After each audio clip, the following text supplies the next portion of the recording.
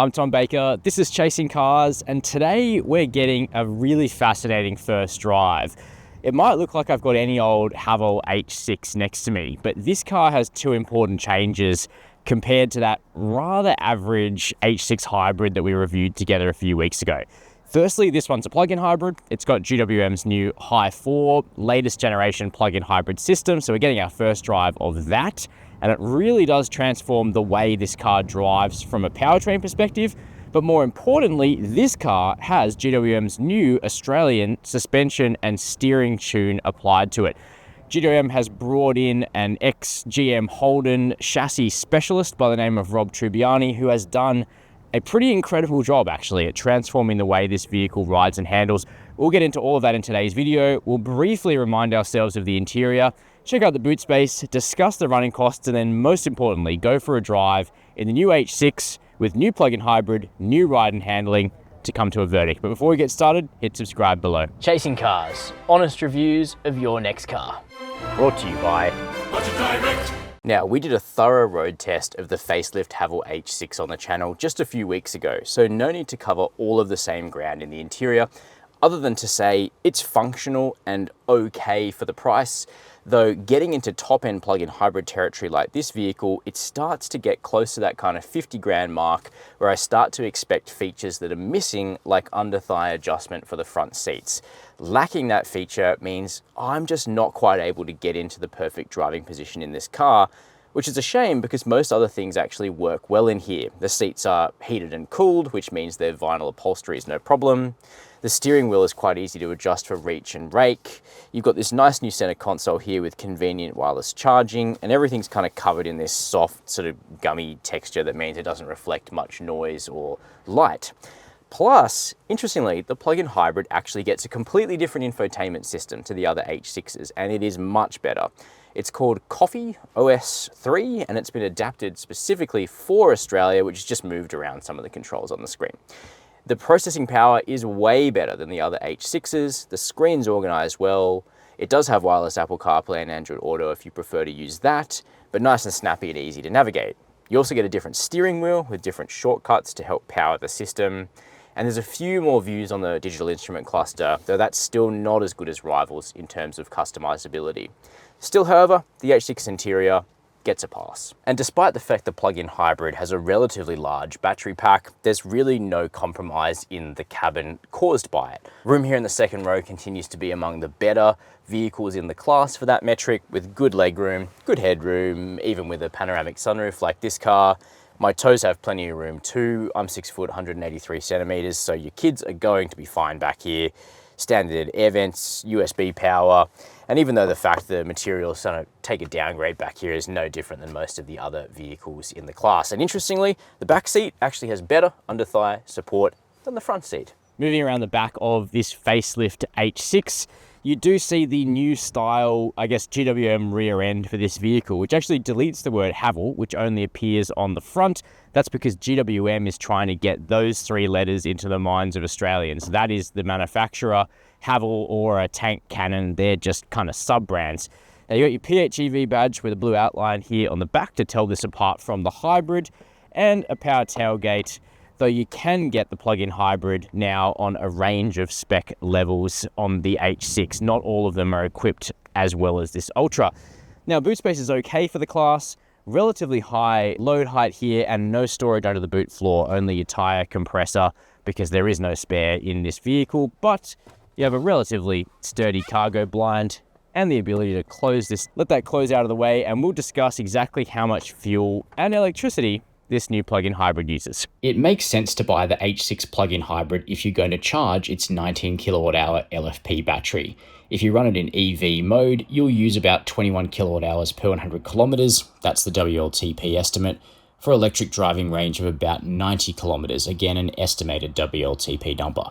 Beyond that, you have a 55 litre petrol tank, an estimated fuel economy of 6.4 litres per 100 kilometres for combined driving range of about 940 Ks. On our test, which was all conducted on flowing country roads, so keep that in mind, we used 21.4 kilowatt hours per 100 kilometres for an 89 kilometre electric driving range, very close to the claim, and then 5.8 litres per 100 kilometres of petrol for 1,037 kilometers of combined range on country roads. How it goes in suburban areas we'll have to test later. Charging can be done on AC power at 6.6 kilowatts or DC power at up to 34 kilowatts, though 28 minutes from 30 to 80% isn't great. Servicing intervals are every 12 months and 15,000 Ks, though the first service is actually at 10,000 Ks. We don't yet know the plug-in hybrid servicing cost, but the warranty is 7 years unlimited kilometers for the vehicle, 8 years unlimited kilometers for the battery. So let's now take a drive in the H6 plug-in hybrid with the adjustments to the suspension and the steering. And this is a bit of a double whammy in terms of an experience, because not only is this a new Hi4 plug-in hybrid powertrain, which is quite different to the H6 hybrid that we reviewed together a few weeks ago, and which I was a little bit disappointed in, but we also have the debut of GWM's Australian suspension and steering.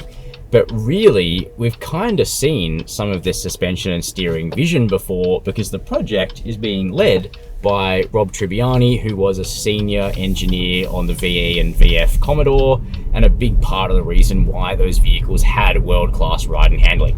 Now, the Commodore platform, which was also the Camaro platform, that was a pretty different chassis to a Haval H6, I'll give you that. But the tastes and the interests of the team that's now doing the dynamics of these vehicles, that's where it's come from. And ultimately, the car that was benchmarked for the VE Commodore was an E39 BMW 5 Series. So that tells you what kind of driving dynamics this team likes. Now, a Haval H6 is not an E39 5 Series and it's not a VE Commodore, but it is a platform which has been capable of being quite extensively tuned and tweaked. And in terms of the improvements that have been able to be delivered to an existing model, I'm frankly quite impressed. In particular, the steering is far more linear and granular now than it was before. A massive dead spot has been eliminated on center.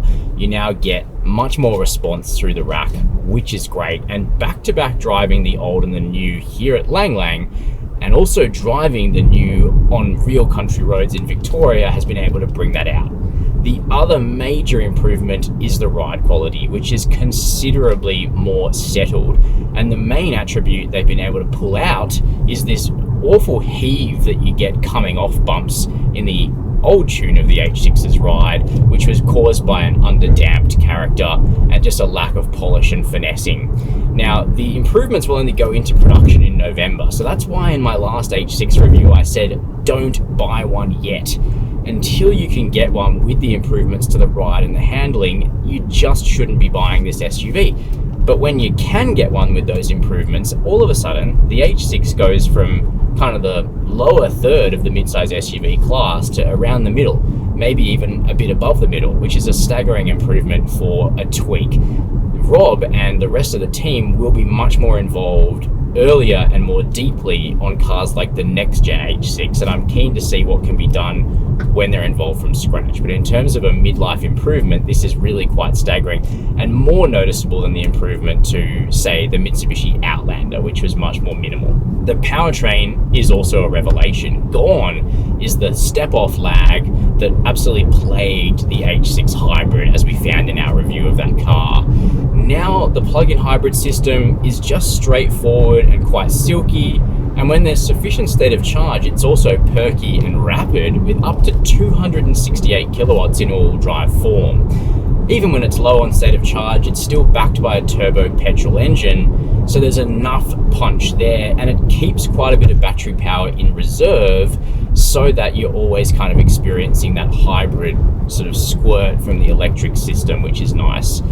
Certainly compared to the petrol and the hybrid, the new Hi4 plug-in hybrid easily feels a cut above in the Haval H6, and for me it's the only H6 I'd consider. Lastly, a word on the safety tech, which is quite interesting because the Haval H6 is not hypersensitive like many of its rivals, particularly other Chinese cars. You can turn off lane keeping assist and it appears to stay off when you shut off the car, which is nice. When you turn it on, it can be a little bit grabby. But interestingly, there is no audible speed monitor in this vehicle, and there's no audible driver attention monitor either. So for the most part, you can actually just drive the H6 without being frustrated. So we've now driven the new Haval H6 Hi4 plug-in hybrid with the Australian suspension and steering tune together here at the Lang Lang Proving Ground, but also on a good selection of roads in country Victoria, which has given us an initial impression of how this vehicle really is to drive. I would still reserve my final verdict for when I can take this car back to Sydney, do my commuting in it, really understand what it's like building it into my life. But I think I can say that this is the game changer moment for GWM. Deciding to fully commit to proper ride and handling tuning here in Australia has significantly improved the way this vehicle drives. And that's just with tweaks to an existing product. There's a commitment to influence the development of future products where that influence should be much deeper because it can occur earlier. So if that trajectory continues, we should see some real improvements in the way GWM product drives, which has been pretty average in the past, and at least in the H6's case, is now quite competitive. In terms of powertrain, the new plug-in hybrid is smoother, slicker, crisper than the regular hybrid, which I was a bit disappointed by. It was very doughy and laggy, and the petrol is quite thirsty. So if I was buying an H6, it would only be one with the new Australian tune, so make sure you get that, and it would only be a plug-in hybrid. Yes, that does make it the most expensive H6, and it's easy for me to just spend your money like that, but that's really the only way you're getting an H6 that ticks all the boxes in terms of how it drives. Very keen to know your opinion. Let me know down below this video in the comments. While you're there, hit subscribe and the notification bell. And as always, thank you for watching Chasing Cars.